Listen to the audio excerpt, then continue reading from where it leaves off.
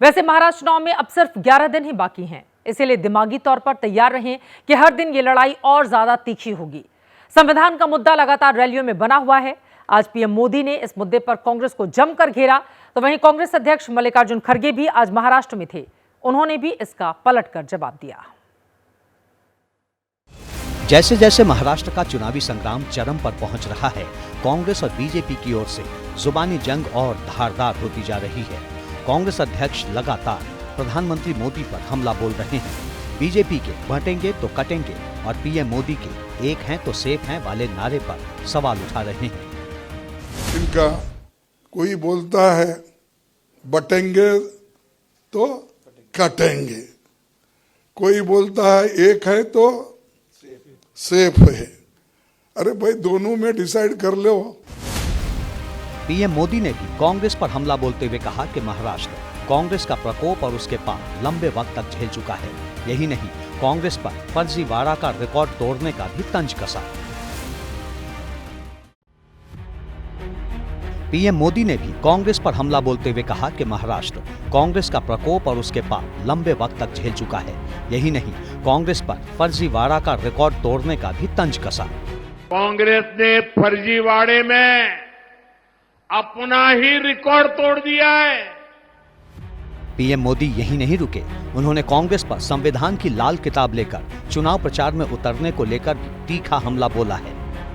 कांग्रेस के लोग संविधान के नाम पर अपनी एक अलग लाल किताब बंटवा रहे हैं। भीतर से खोला तो पता चला कि लाल किताब कोरी है। बाबा साहब के संविधान का एक शब्द भी नहीं लिखा है।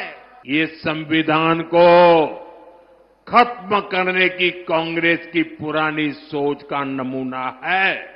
जाहिर है, महाराष्ट्र के चुनाव में जुबानी जंग अभी और दूर तक जाएगी। महाराष्ट्र में बीजेपी ने कांग्रेस की गारंटियों को भी मुद्दा बनाकर रखा है। बीजेपी कांग्रेस अध्यक्ष खड़गे के बयान को ही आधार बना रही है कि कांग्रेस की गारंटियां सिर्फ धोखा है, दिखावा है। आज कांग्रेस ने अपने 2 मुख्यमंत्री और 1 उप मुख्यमंत्री को मुंबई बुलाकर जवाब देने के लिए आगे कर दिया। तीनों ने अपनी गारंटियां सिरे से गिनाई और कहा कि बीजेपी का झूठ चलने वाला नहीं है। कांग्रेस पार्टी की विचारधारा जो कहती है वो करती है। Whatever the Congress party has done, the BJP is copying us and trying to help the people. Mumbai में ये प्रेस कॉन्फ्रेंस कांग्रेस शासित 3 राज्यों के 2 मुख्यमंत्री और 1 उप मुख्यमंत्री की थी, जहां तेलंगाना और हिमाचल प्रदेश के सीएम, कर्नाटका के डिप्टी सीएम वादे ना पूरा करने के बीजेपी के आरोपों का खंडन करते हुए सफाई दे रहे थे। हमारी सरकार ने अपनी पहली ही कैबिनेट में जितने सरकारी कर्मचारी थे, अधिकारी थे, उनको ओल्ड पेंशन स्कीम से नवाजा। ऐसा हमने क्यों किया? गारंटियां तो 5 साल के लिए दी जाती है और जब हमारा चुनाव 2027 में होना था, उन 5 साल में हमने गारंटियों को पूरा करना। ऐसे इसलिए किया कि कांग्रेस पार्टी की विचारधारा जो कहती है वो करती है। Whatever we have promised, we have delivered. Whatever they could not do, they are lying.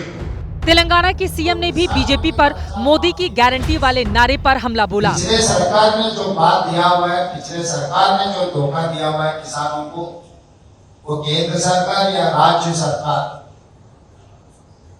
किसानों के वेलफेयर में कुछ काम नहीं किए। कांग्रेस की 3 राज्य सरकारें अपने अपने राज्यों से दूर मुंबई आकर सफाई दे रही हैं, तो इसका कारण जानिए।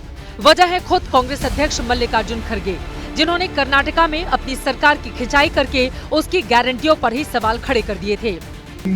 बजट ಇದೆ, ಆ ಬಜೆಟ್ ತಕ್ಕಂತೆ ಗ್ಯಾರಂಟಿಗಳು ಕೊಡಿ, ಇಲ್ಲ ಬಜೆಟ್ ಬಿಟ್ಟು ನೀವು ಗ್ಯಾರಂಟಿಗಳು ಕೊಟ್ರೆ ಇಲ್ಲಿ ದಿವಾಳಿ ಎದ್ದು ಹೋಗ್ತದೆ।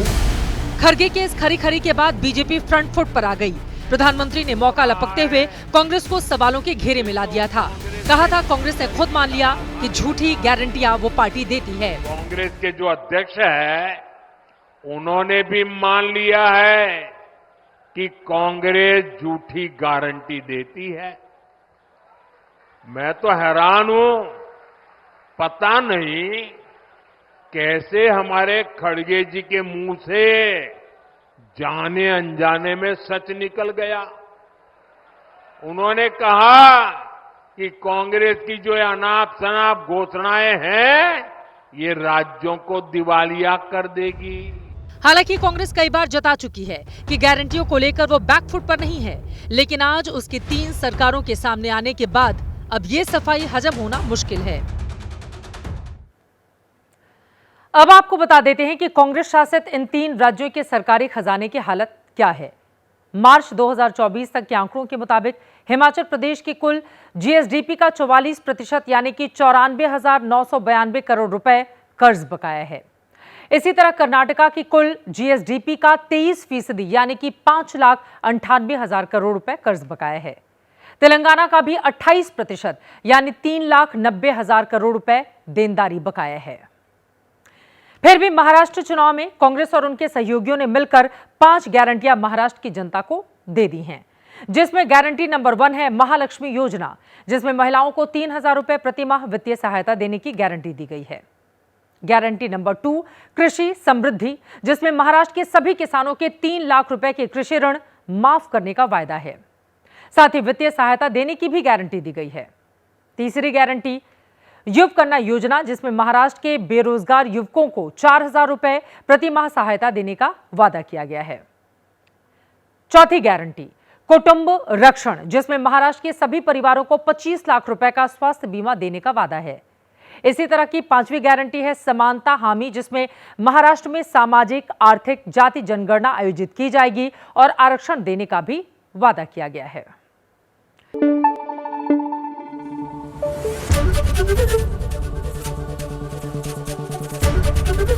एबीपी न्यूज आपको रखे आगे।